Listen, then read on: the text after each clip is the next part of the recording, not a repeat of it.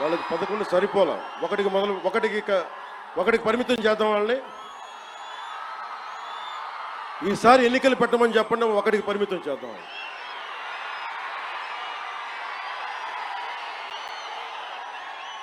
నాకు ఇష్టమైన కవి శేషేంద్రతో పాటు నాకు ఇష్టమైన హిందీ కవి, హిందీ రాష్ట్ర కవి శ్రీ రామ్ధారి సింగ్ దినకర్. ఆయన రాసిన పరశురాంకి ప్రతీక్ష చాలాసార్లు చదువుకొని గుండెలో ధైర్యం నింపుకునేవాడిని.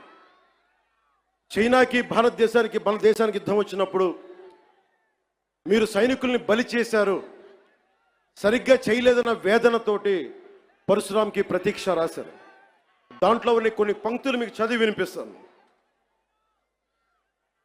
वीरता जहां पर नहीं पुण्य का क्षय है, वीरता जहां पर नहीं स्वार्थ की जय है.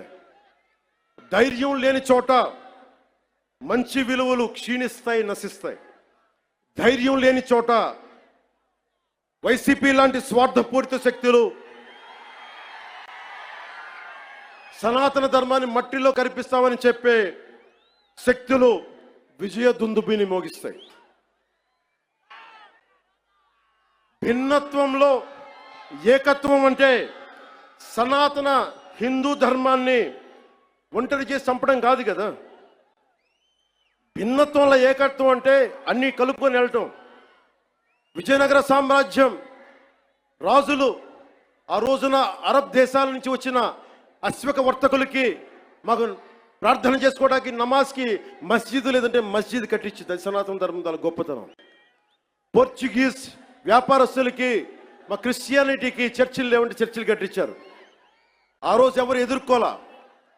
అలాంటి సనాతన ధర్మాన్ని మట్టిలో కలిపేస్తాం, మస్ చేస్తామంటే అలాంటి వాళ్ళందరూ కూడా చెప్తున్నాం, మేము చేతులు కట్టుకొని కూర్చోలా. గుర్తుపెట్టు.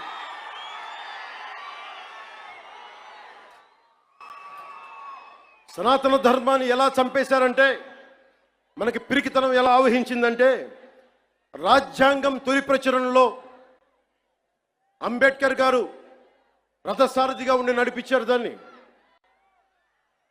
శ్రీ రాజ్ గోపాల్చారి, పండిట్ జవహర్లాల్ నెహ్రూ, అల్లాడి కృష్ణస్వామి అయ్యర్, మొదటి దళిత మహిళా నాయకురాలు శ్రీమతి అమ్ము వేలాయుధన్, ఇలాంటి వాళ్ళు 300 పైచీలకు కూర్చొని అలాంటి